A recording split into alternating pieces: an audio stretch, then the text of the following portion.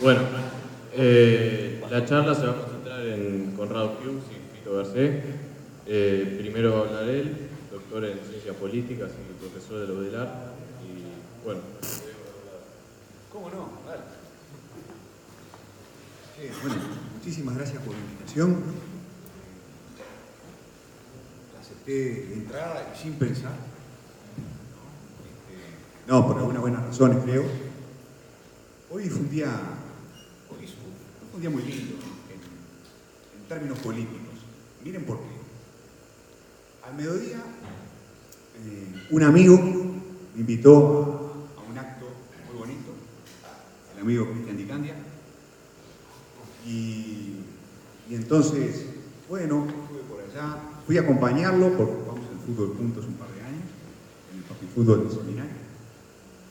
Y no por ser frentista, sino por ser amigo. Y fue un acto muy lindo porque es emocionante ver a gente joven asumir compromisos políticos relevantes. Y el día sigue siendo muy lindo porque ahora de noche ustedes me invitaron a este acto, ceremonia, charla. Y bueno, y uno se vuelve a encontrar, ¿no? Uno se vuelve a encontrar otra vez con gente joven asumiendo compromisos políticos. Bueno, pensando en los demás y no pensando solamente en ustedes mismos. Entonces, es un día lindo porque a uno le gusta ver a los jóvenes comprometerse con la política, comprometerse con partidos arraigados, ¿no? Con los partidos tradicionales, en un sentido muy amplio de la expresión. Y en lo personal me gusta mucho poder estar al mediodía dándole un abrazo a uno del Frente Amplio, sin ser frente amplista, y de noche estar dándoles un abrazo a ustedes, blancos, sin ser blancos. Tengo un hijo blanco, tengo un hermano blanco, tengo el pelo blanco, pero no soy blanco. Cuando le comenté esto a la calle Padre, hace como un mes atrás, que me invité a escribir en un libro de ciencia política, me decía, bueno, un hijo blanco, el pelo blanco, el hermano blanco, hay que cerrar el paquete. Pero bueno, no está previsto. Cada uno elige de qué lugar ayudar a su país, y a mí me gusta tratar de hacerlo desde la universidad. En fin, bueno, nada, en lo que me corresponde, gracias por militar, gracias por hacer política. Me gusta mucho además venir a hablar con ustedes porque, a ver, soy un admirador de los partidos políticos uruguayos, de los partidos políticos uruguayos. Ustedes saben, no hay manera de entender por qué la democracia uruguaya es la mejor de América Latina, sin dudas, y una de las pocas democracias como la gente del mundo, sin pasar por los partidos políticos. Eso es así, eso es así. Y entonces soy un admirador del Partido Colorado, soy un admirador también de la capacidad de hacer cosas y de reinventarse del Frente Amplio, y soy un admirador también del Partido Nacional. Creo que, para no hablar del siglo XXI, para hablar del siglo XIX, del siglo XX, creo que este país le debe muchísimo a blancos y a colorados. Sintetizando lo que pienso, yo creo que a los colorados Uruguay le debe esencialmente la construcción del Estado y sobre todo haber perseverado tanto durante tanto tiempo en el ideal de la justicia. Ese primer ballín, con esas primeras décadas del siglo XX, con los colorados ballistas, pero no solo con los colorados ballistas, también con otros, ¿no? Pero sobre todo con los colorados ballistas, impulsando el ideal de la igualdad y de la justicia. Y soy un admirador de los blancos, porque estoy convencido que este país le debe fundamentalmente, no únicamente, pero fundamentalmente, le debe nada más ni nada menos que la libertad política.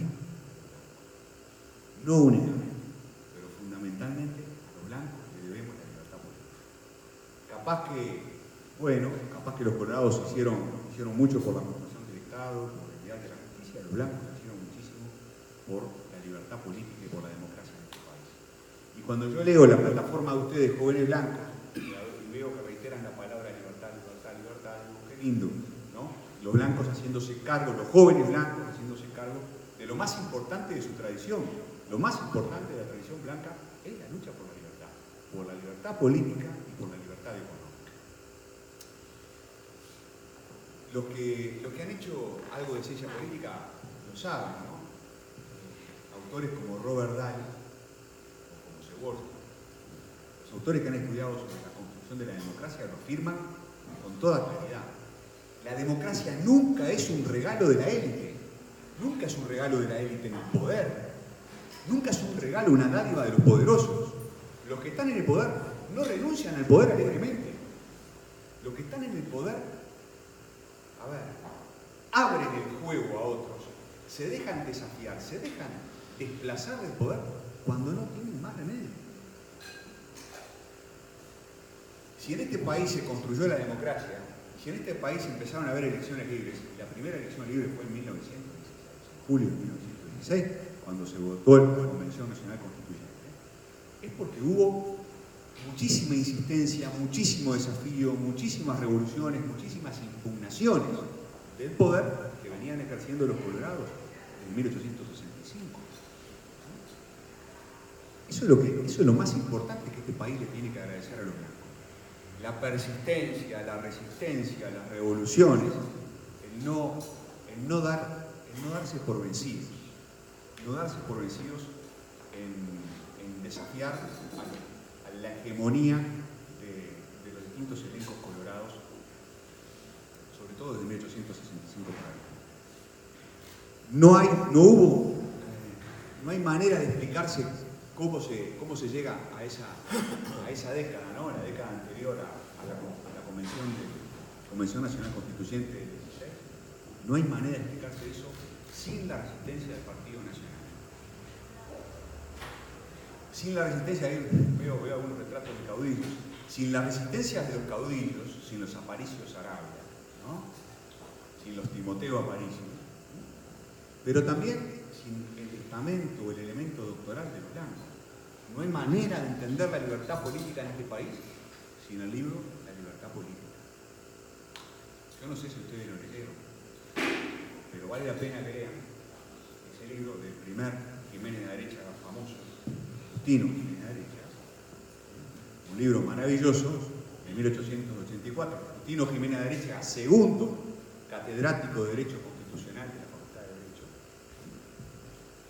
de Ramírez, donde el libro en el cual argumenta con una claridad espectacular por qué no debe haber voto censitario, por qué todo el mundo tiene derecho a votar, por qué además de un derecho es una obligación votar, y por qué y cómo se puede construir un sistema moderno, justo, de representación proporcional que le permita a las minorías participar del proceso de decisión. Un libro fantástico, y no era un caudillo, era un profe, era un profesor de Derecho Constitucional. Era un constitucionalista, era un intelectual. No solo los caudillos contribuyeron a construir la democracia, no solo los caudillos los que hicieron revoluciones, también los profes, los que dieron clases, los que escribieron libros, los que pensaron, los que estudiaron lo que pasaba en otros países y propusieron instituciones y reglas electorales para que fuera posible modernizar la legislación y modernizar las instituciones políticas uruguayas.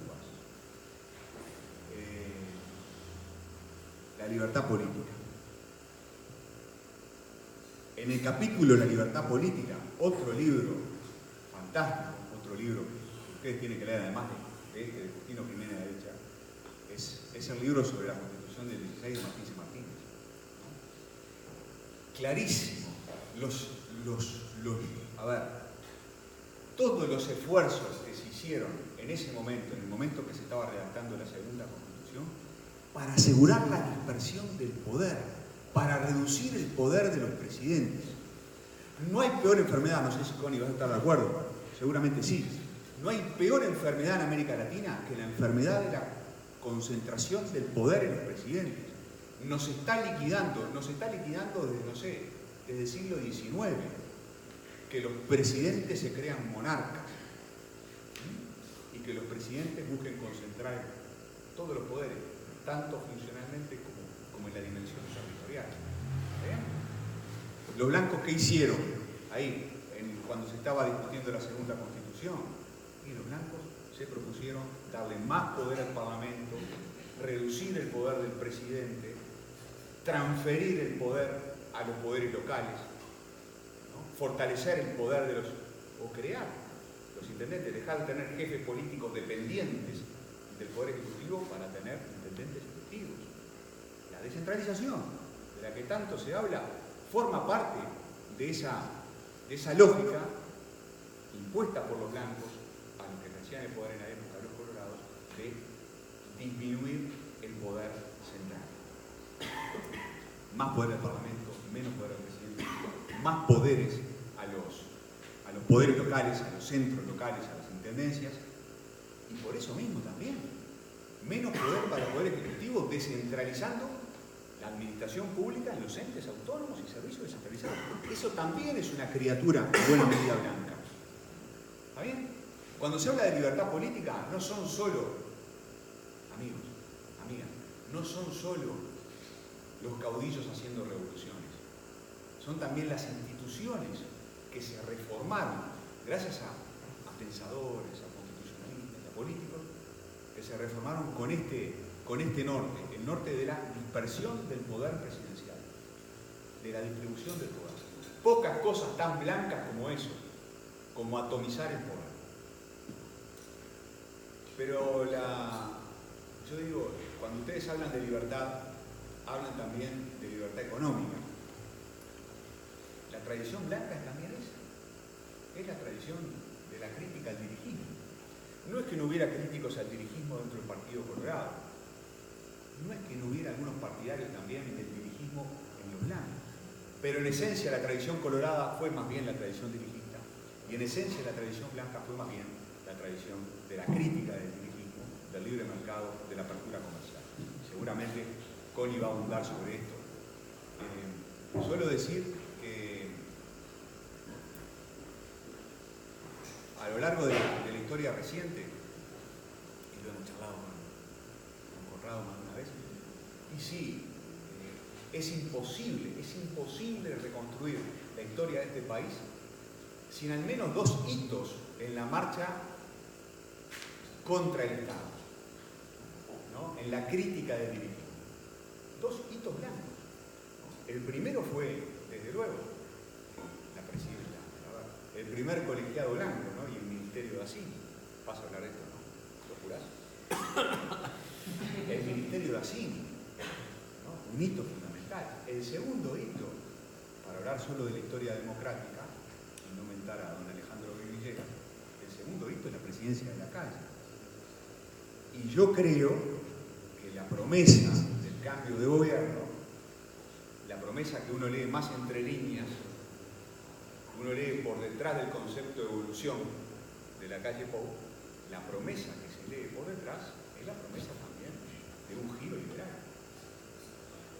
Que creo que el Partido Nacional no enuncia con toda claridad por temor a perder votos, pero creo que se infiere claramente cuando uno lee entre líneas, ¿no? Lo que está prometiendo la oposición en general es un nuevo giro hacia el mercado, es un nuevo giro hacia el mercado, hacia la empresa, hacia la libertad empresarial, y también un nuevo giro hacia el mercado mundial, un nuevo empuje de apertura comercial hacia el mundo.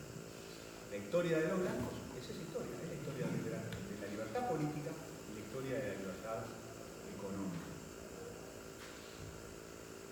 Y para concluir, yo diría lo siguiente. Yo soy de los que piensa que los países precisan de dos cosas.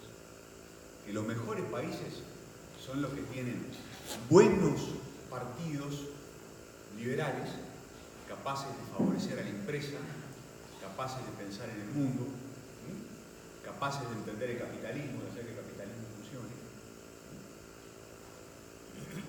Y los que tienen al mismo tiempo buenos partidos socialdemócratas, capaces de ser especialmente sensibles a los intereses de los trabajadores, capaces de reconstruir el papel del Estado cuando el Estado se debilita más de la cuenta.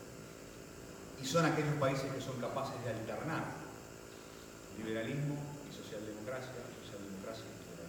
Yo creo que cuando uno mira la historia de Occidente es eso.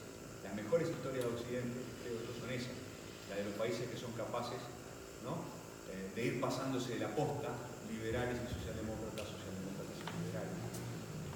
Porque creo que las mejores sociedades son aquellas en las que se puede combinar libertad económica, progreso económico, crecimiento económico con justicia social. Y cuando uno, a su vez, cuando uno mira la historia del Uruguay, cuando yo miro la historia del Uruguay, ¿con qué me encuentro? Y me encuentro con más socialdemocracia que liberalismo. Este es un país que tiene una pierna izquierda más fuerte que su pierna derecha, una pierna socialdemócrata fuerte y una pierna liberal más flaca.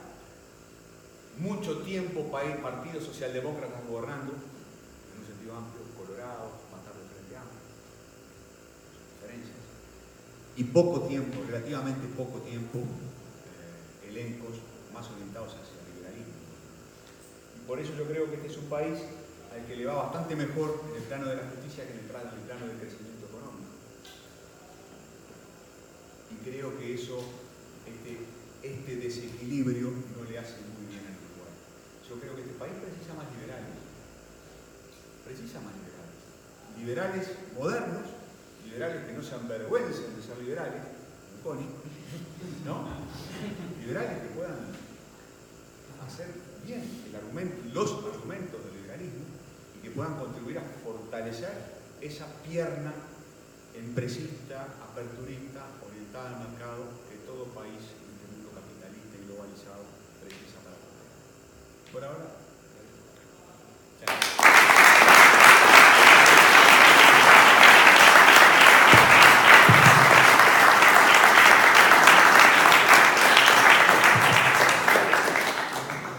gracias, Fito. Te pido disculpas, yo tenía que haber hablado antes que vos, por un tema de jerarquía nomás.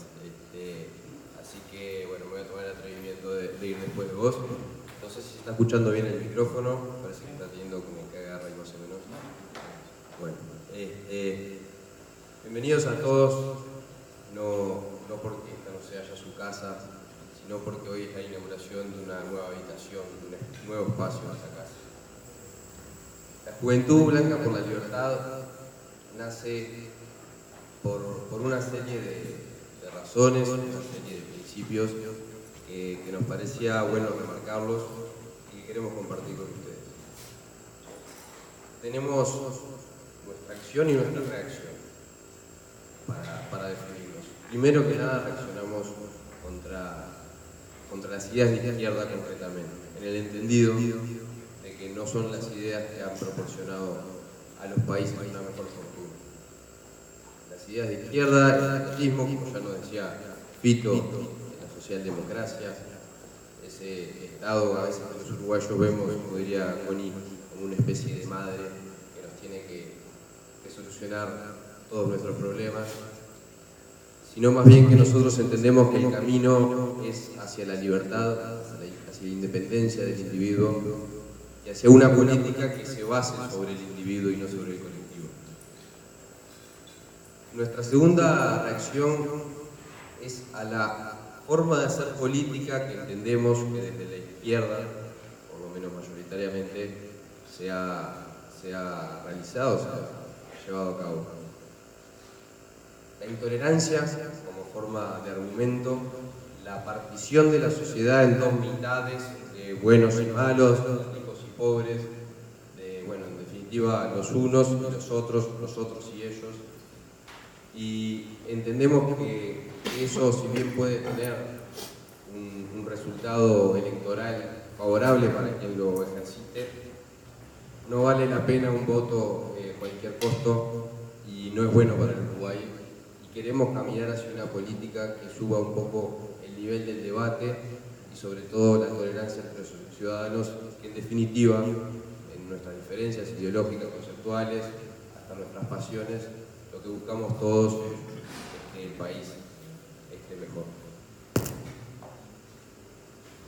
Entendemos también que nuestra principal acción, como decía Fito y como dice nuestra declaración de principios, es con la libertad.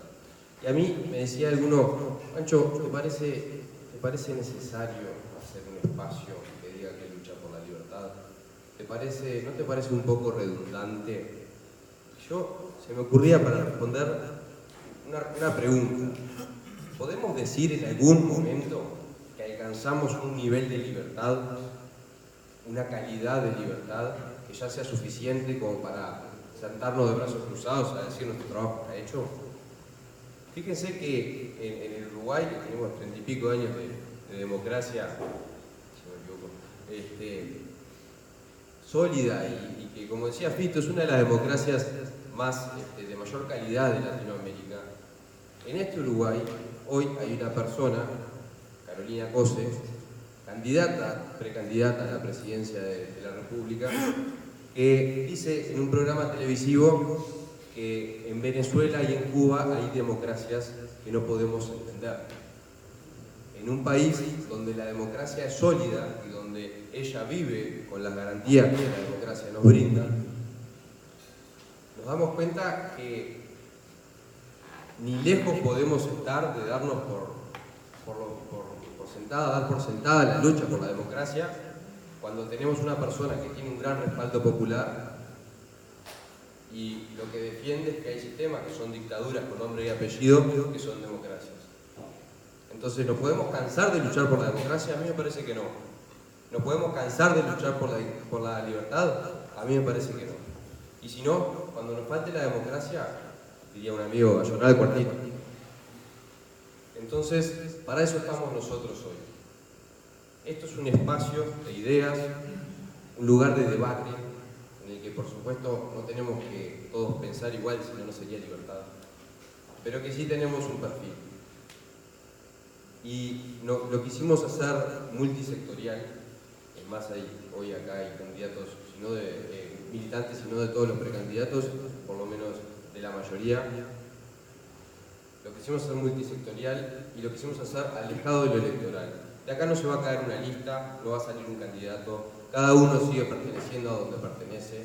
Esto es simplemente la juventud expresándose en su lucha por la libertad, en un espacio donde entiende que es bueno identificarnos y darnos esta identidad. Entonces, es más que un orgullo ver esta departamental con tanta gente y es un honor enorme compartirlo con dos enormes de la política uruguaya como son Fito y Connie, para quien pido un aplauso.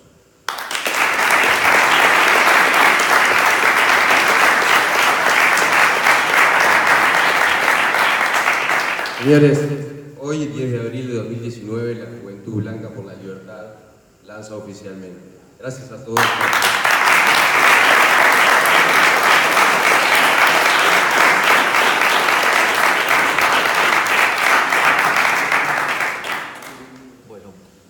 Muchas gracias a todos por la invitación, por supuesto por lo que dirigen este grupo, le han dado el puntapié inicial, a los asistentes de esta noche, a Fito, con quien tenemos una vieja amistad de muchos años, forjada en programas radiales y algunos encuentros en el mundo de las ideas. Expresamente les había dicho que me encantaba la idea de que esto no fuera un lanzamiento de un grupo que está atrás de, ojo, que es importantísimo, de una candidatura de un aspirante a diputado, de una chica que quiere ocupar un lugar en la Junta. Digo, de hecho, lo hice en mis años mozos, hace muchos años, en la elección de 1971, con poca fortuna, ¿no? Pero el hecho de que se nombraran a sí mismos como jóvenes blancos por la libertad y además que adoptaran el criterio de que pertenecen a todo el partido, se sienten identificados con el partido y no con fracción alguna, es un progreso que, digamos, a mí me parece hace bien a las estructuras del funcionamiento del sistema político que nos elogiaba, y con razón, Fito Garcés. Yo voy a hacer, porque medida que pasa el rato y veo el grupo, tal vez algunas reflexiones, algunas recomendaciones y algún recuerdo. En primer lugar, referido a los comentarios de Fito, efectivamente, yo creo que hay una interpretación en algo diferente, porque yo soy un gran hincha de la Constitución de 1830 y lo vivo diciendo en todos lados, porque fue la Constitución redactada por gente que tenía básicamente las ideas de la libertad que se habían ganado su espacio en, digamos, la génesis de los Estados Unidos de América y su Constitución, lo que se llaman los padres fundadores, y que vía algunos pensadores del Río de la Plata habían llegado, influyeron en las instituciones artiguistas que luego se formaron, digamos, se cortaron en la idea federal, pero que continuaron en algunos otros principios, y luego los constituyentes del 30 que le dieron forma. Y hay algunas cosas que fueron muy importantes en esos casi 80 años que tuvo de vigencia, porque, entre otras cosas, y es bien interesante, algunas de los institutos de las sociedades más liberales que había y que fueron la mayoría de las organizaciones de los países centrales durante el siglo XIX, en el Uruguay tuvieron su expresión, por ejemplo, en el terreno económico, muy claramente en la segunda mitad, una vez que el Uruguay alcanzó cierta forma de paz a través de mecanismos como la inversión en realidad, si ustedes piensan, los ferrocarriles, el puerto y los faros, que eran, además de los puentes, que eran todas las obras de infraestructura, no las hizo el Ministerio de Obras Públicas, que no existía, sino que las hizo el sector privado a través de contratos específicos de lo que hoy llamaríamos PPP. Y no se llamaba PPP, simplemente eran contratos que se celebraban. Pero efectivamente quedaba como tarea pendiente, influido por esa suerte de enfermedad que se expandió en toda América Latina, de tener unos presidentes medio reyes. Teníamos algunas dificultades por la concentración del poder en la figura presidencial y la escasez o lo reducido del valor y el funcionamiento de la oposición.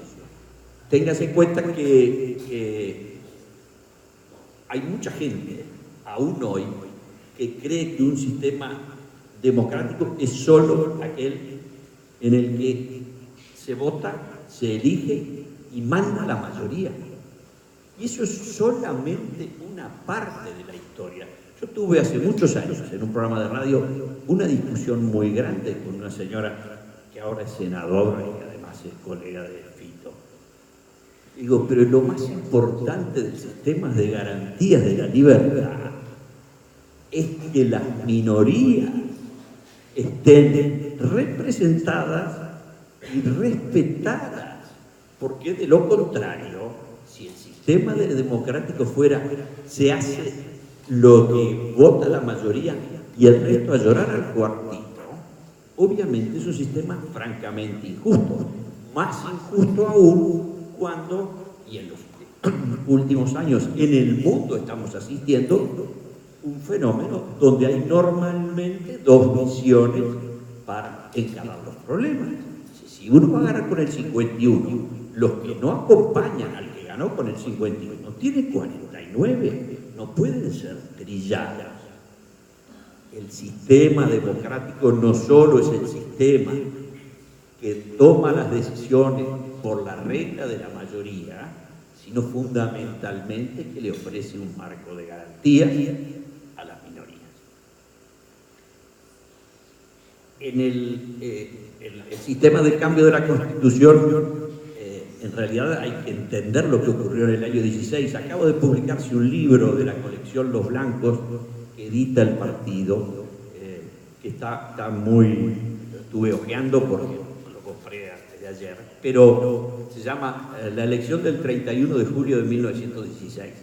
En general, en el liceo me sospecho que nunca lo vieron. Quizás en los estudios finales de bachillerato puede ser que alguna vez hayan oído hablar, y si les gusta la historia lo podrán saber.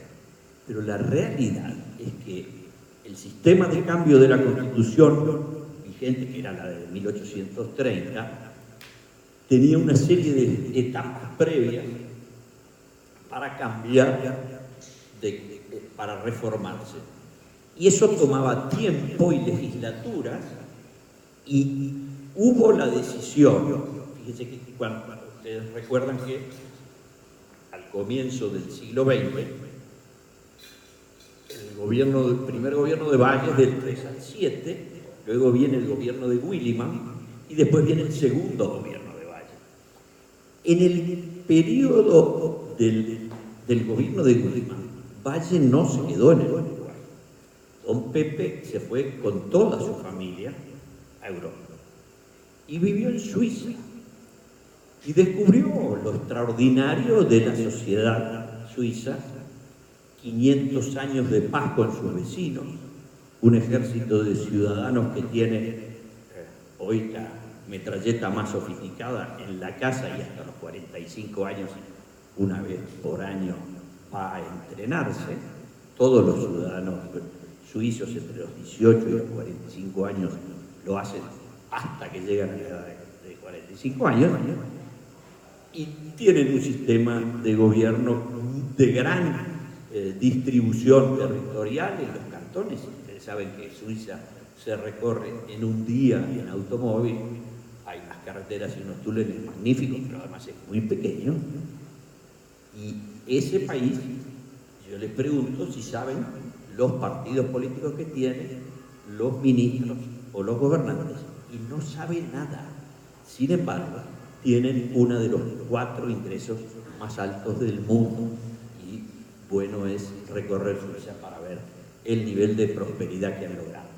De modo que Valle se sorprendió con eso y estudió el sistema del gobierno colegiado y trató, al volver, de imponer.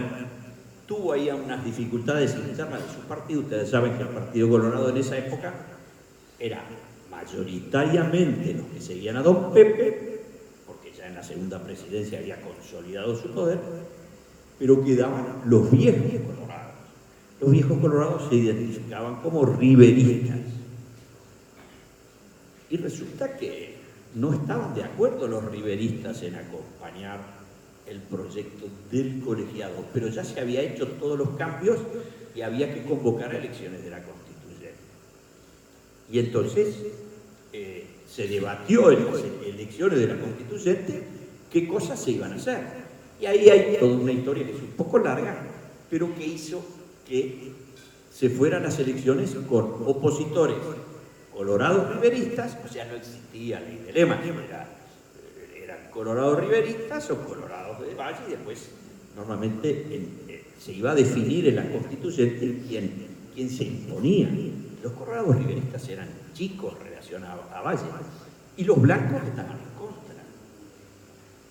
Y el resultado es que el primer partido en votación fue el Partido Nacional, el Partido Blanco. Ganó las elecciones del 31 de julio. Por lo tanto, le tocó inclusive presidir la Constituyente, que ustedes saben, yo no lo sabía, me lo dijo un día el profesor Pibel, sesionó ¿dónde? En la sala más augusta y más lujosa que se había terminado. No era el Antel Arena, era ¿qué edificio se inauguró en 1900? 11 lo inauguró el presidente Williman, lujoso edificio del 18 de julio. La Universidad de la República, el edificio actual de 18 de julio, Eduardo Acevedo, y tenía un aula magna. Y esa aula magna se llamó Paraninfo y se sigue llamando Paraninfo de la universidad. Ahora tiene sillas nuevas, pero ya era un salón augusto y allí sesionó la constituyente del 17, presidida por quien había sido el presidente del directorio de este partido, que, y ahí repito, que era uno de los doctores, que era el doctor Alfredo Vargas Acevedo, que era mi bisabuelo, el señor del billete de 500, para hacerlo fácil. Y ahí tuvieron tires y aflojes y finalmente se resolvió una solución que no era la que quería don Pepe, que no era exactamente lo que él había propuesto, pero que aliados y negociando, porque eso es la política, transaron en una solución que llevó al primer ejecutivo pluripersonal que algunos han llamado, el tema constitucional, el Poder Ejecutivo bicéfalo. Tenía un Consejo Nacional de Administración y un Presidente de la República. El Presidente de la República tenía 3 ministros y el Consejo Nacional de Administración y un solo miembro. Era el Presidente de la República, con 3 ministros. Y el Consejo Nacional de Administración tenía 9 miembros, tenía representación de los diversos partidos que habían participado en las elecciones y tenía las otras funciones del Estado que en esa época tenían básicamente que ver con lo que se llamaba el Ministerio de Fomento, que sería Industria y Cultura. Ese primer gobierno tenía como presidente de la República a Baltasar Brum, y Baltasar Brum tenía sus 3 ministros. Y después estaban los 9 consejeros, entre los que estaba este señor que era presidente del directorio del Partido Nacional y que cuya medallita la tengo yo guardada para dejársela a mis nietos, porque tenían el derecho, no sé si a andar en ómnibus, en tranvía, no eran grandes privilegios, pero tenían una medalla que probaban esa condición. Pero en el año 25 se completó este proceso con las garantías del sufragio, es decir, la libertad con, digamos, procesos en donde la gente no crea que sus votos van a ir a donde usted quiere que vayan, es una... Y si no, vayan y pregúntenle a Maduro. Es una democracia, como en la versión de Carolina Corse, pero todos sabemos lo que ha sido, los escándalos, y ahora él dice que ganó las elecciones el año pasado. Bueno, en el Uruguay había motivos para protestar esto. Y el partido llevó adelante una lucha que terminó en la constitución de una comisión de gente honrada e inteligente, que además sabía matemáticas, que es la ley del año 25 que creó ese sofisticado mecanismo que se llama la ley, el sistema de representación proporcional integral, que está vigente en todas las constituciones uruguayas a partir de allí, y que más o menos todos entendemos es un sistema en donde las minorías tienen garantizadas representaciones parlamentarias. Por ejemplo, ustedes saben, el sistema de la circunscripción nacional de diputados lo que hace es que si yo soy el líder de un modesto partido, pero justo el 1% del voto nacional, me voy a sentar en la Cámara. En los sistemas de circunscripción, ojo que yo tengo mi corazoncito también en cosas de los sistemas de uninominales y podemos discutir, pero la verdad es que el que saca el 1% del voto nacional, como los diputados son 99, se lleva una banca. Y si saca saca el 2 se lleva 2. Y nadie se saca el 20 y se lleva 34 bancos. Eso no ocurre en Uruguay porque el sistema no lo permite. ¿Por qué? Porque el mecanismo de asignación de las bancas no deja lugar a eso. Entonces, a partir de allí, lo que ocurrió es que también en la Constitución del 17 se incluyó un artículo 100 por el que yo siempre me enojo, que se llama el del dominio industrial y comercial del Estado.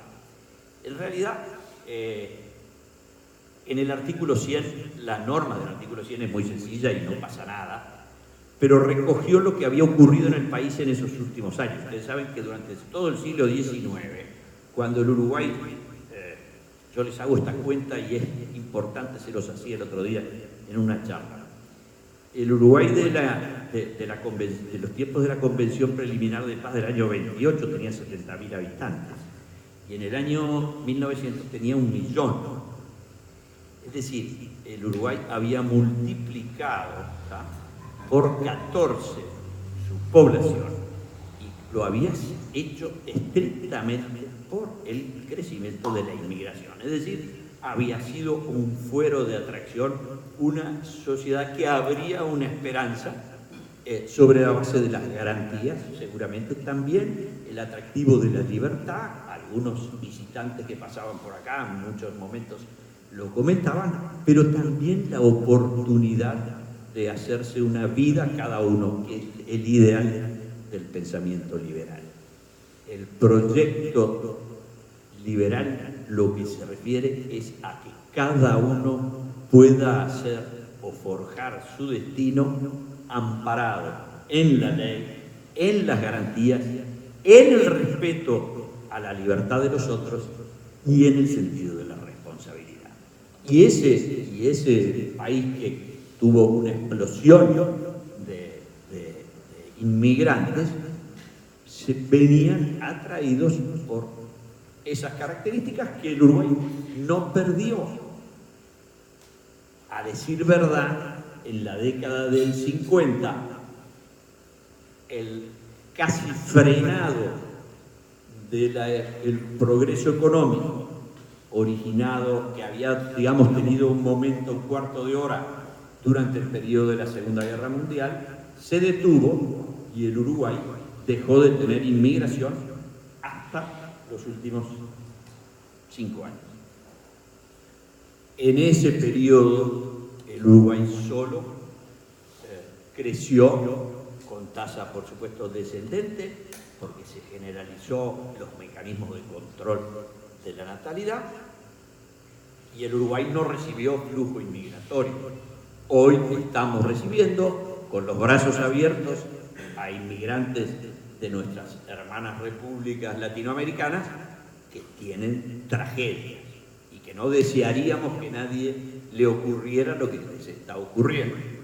Pero la verdad es que nuestra legislación, jamás en la vida, en la historia desde 1830 hasta nuestros días, salvo en la legislación sobre radiodifusión, jamás hubo una norma en una ley que dijera el que es extranjero tendrá un trato distinto. Ninguna ley en el Uruguay dispone de eso. Y está bien que así sea. Todas las soluciones que pretenden discriminar, por supuesto, son genuinamente antiliberales y en el Uruguay nunca se ha aprobado. La tradición del pensamiento económico del Partido Nacional tiene por lo menos 2 raíces y en su momento alguna vez gustoso haremos un seminario para charlar de esto. Hoy en realidad quiero pensar más para adelante y darles un par de reflexiones.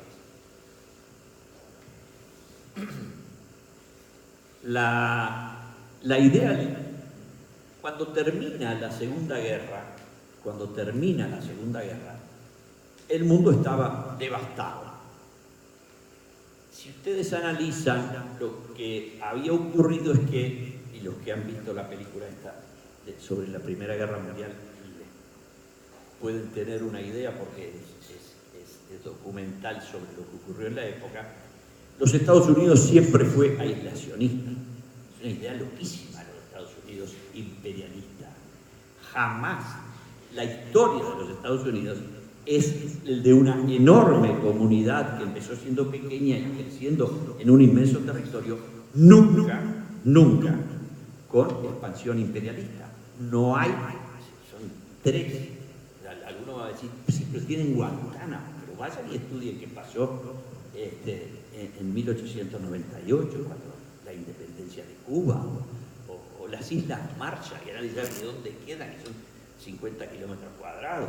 Es decir, los Estados Unidos no salían. De hecho, los Estados Unidos no salió de los Estados Unidos. Nadie salió de los Estados Unidos durante los 2 primeros años de la guerra, del 14 al 18. Y fue el presidente Woodrow Wilson, a quien homenajearon los padres de Wilson Ferreira Aldunate, que decidió salir de los Estados Unidos y poner su flota y su ejército yendo a Europa y decidiendo el triunfo de los aliados. Pero volvió luego y no se quedaron para nada en Europa.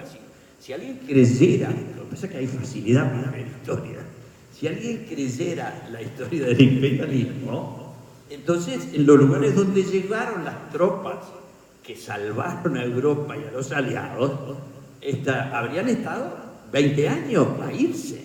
No se fueron al día siguiente, volvieron a encerrarse porque así es más de la tradición de los Estados Unidos.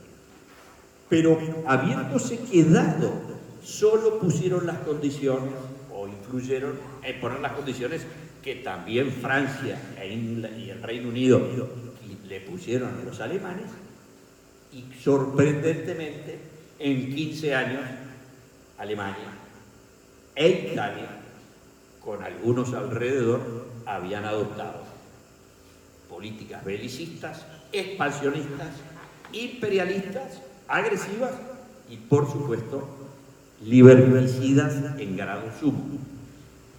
Y entonces los Estados Unidos volvió a pensar, pero ustedes saben que la guerra empieza por la invasión norteamericana en septiembre del año 30, de la invasión alemana, cruzando el corredor de Danzig, que era Prusia, era Polonia del norte, y fueron y se tomaron Polonia y después para el sur, y Estados Unidos no estaba. Y Estados Unidos entra en la guerra recién a fin del año 41, cuando los aliados del eje, el Imperio del Japón, ataca Pearl Harbor y hace puré la flota norteamericana en Hawái. Entonces, los Estados Unidos ahí, digamos, se involucran. Es decisivo, por supuesto, en el triunfo, en el desembarco de Normandía y los triunfos de su ejército en el norte de África y, por supuesto, la reconquista del Asia, que los japoneses se habían metido todo en el bolsillo, y deciden volver a irse, pero cambia el enfoque. Y ahí ocurre una cosa, que es los Estados Unidos toman la decisión de hacer un plan de ayuda a Europa. ¿Cómo se llama? El Plan Marshall, que si ustedes lo ven en tiempo, en plata de ahora, es cambio chico, pero era un plan para ayudar a todos los países que habían quedado bajo la protección de los aliados no soviéticos, porque del otro lado no. Cada territorio que el Ejército Rojo iba pasando, se instalaban con total tranquilidad. Y no se fueron más hasta que se desplomó el régimen en el periodo del año 89-91. Entonces, el mundo tenía claro que la presidencia de los Estados Unidos había dejado que en Europa ocurriera una cosa tremenda y no podía volver a ocurrir. Entre otras cosas, había que ayudar económicamente a la Europa que estaba destruida. Y en el año 47 se reúne en Oxford, no sé si alguna vez lo escucharon, 19 dirigentes políticos del mundo libre, y dice lo siguiente. El redactor de esto fue un español, Salvador de Madariaga, que además era profesor en Oxford y hablaba muchos idiomas, con lo cual hizo no solo la versión en español, sino todas las versiones en inglés, francés y no sé, alguna lengua más. Pero dice, nosotros, liberales de 19 países, reunidos en Oxford en una época de desorden, año 47, habían pasado 2 años del fin de la guerra y Europa no se había levantado. Pobreza, hambre y temor, provocados por 2 guerras mundiales, persuadidos de que esta situación del mundo es, en gran parte, debido al abandono de los principios liberales, expresamos nuestras convicciones en esta declaración.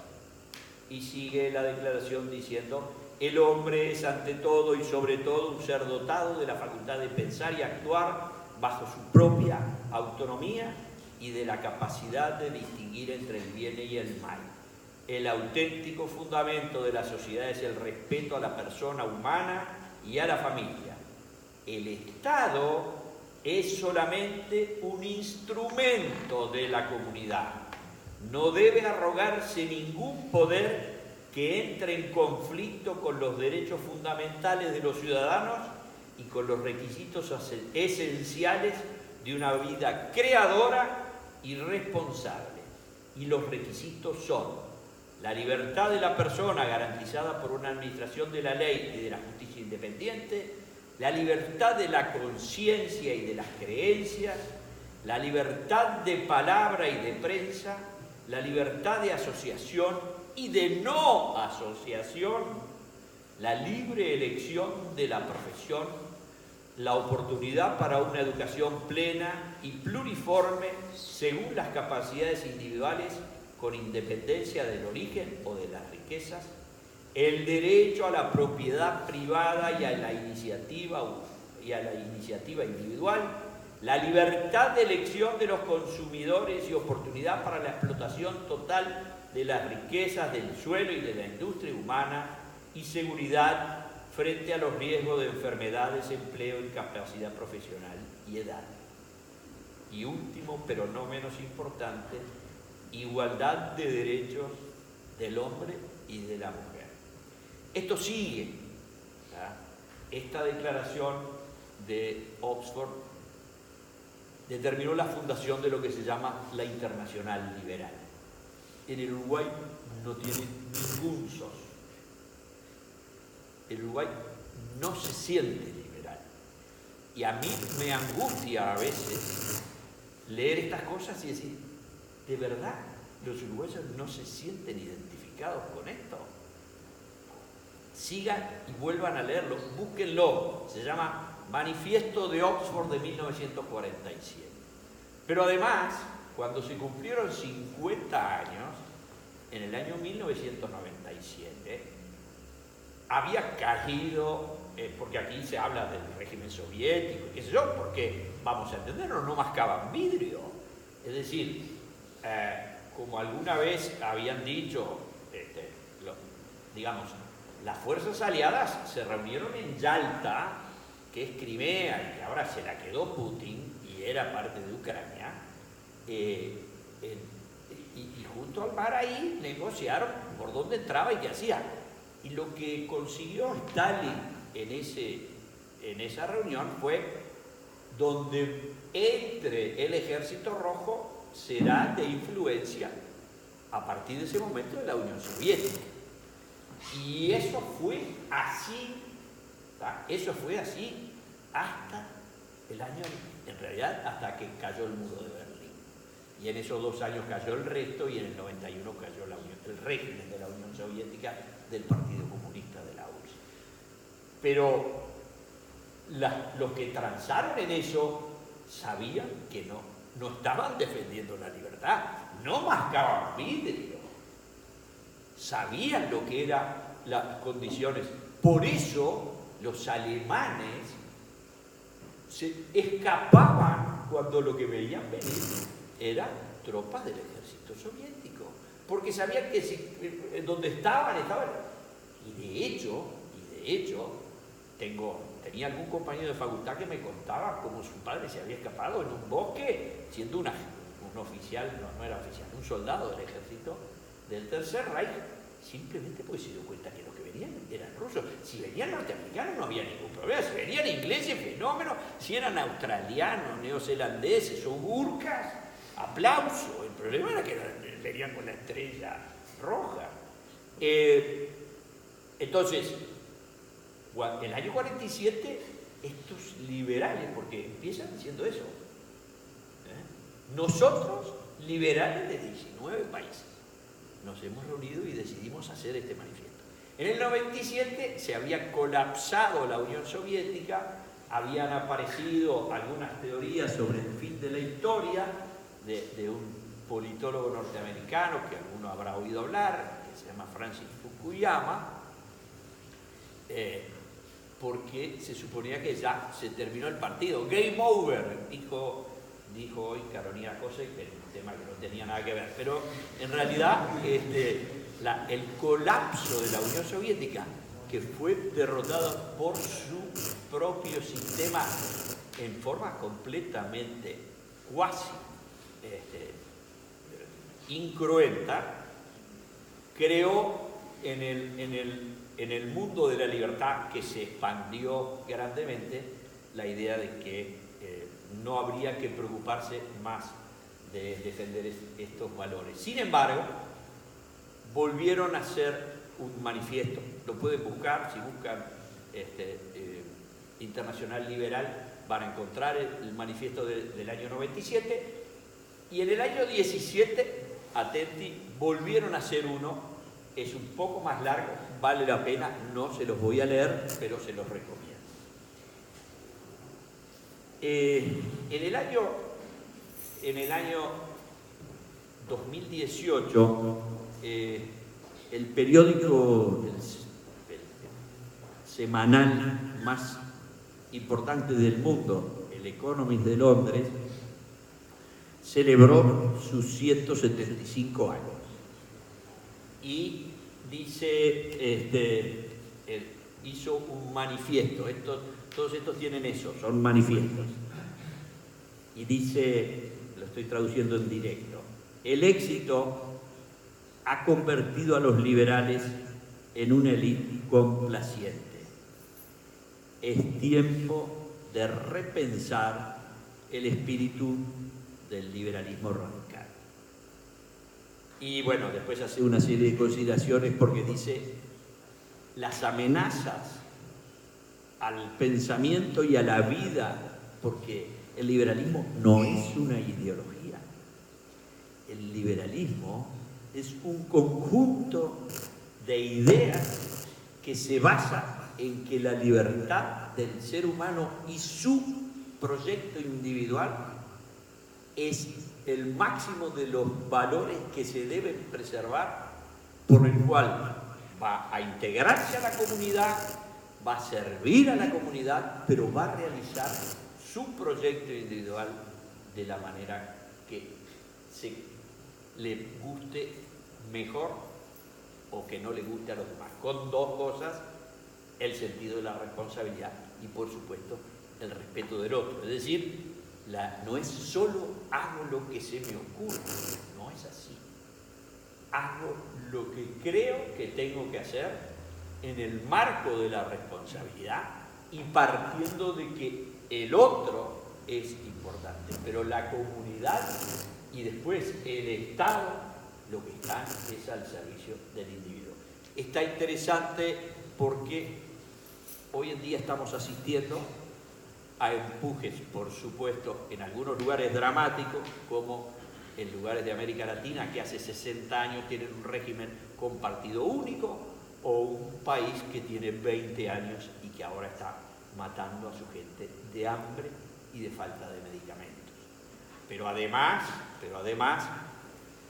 en grandes países o en países grandes de Europa, en algunos de Asia, los valores de la libertad individual están quedando sin el resguardo que merecen.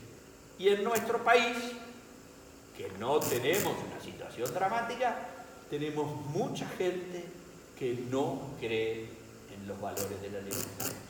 Por eso celebro que ustedes hayan organizado este grupo, les deseo la mayor de las suertes y nos veremos en cualquier momento.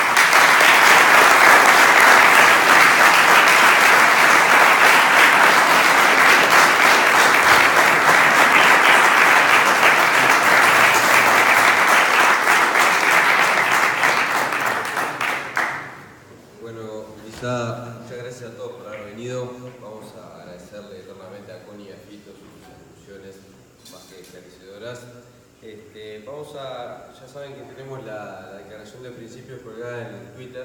No vamos a leerla entera para no aburrirlos, pero sí los principales puntos, que son la economía de mercado, la democracia liberal, la república, la conciencia social, la libertad de expresión y de prensa y la libertad individual.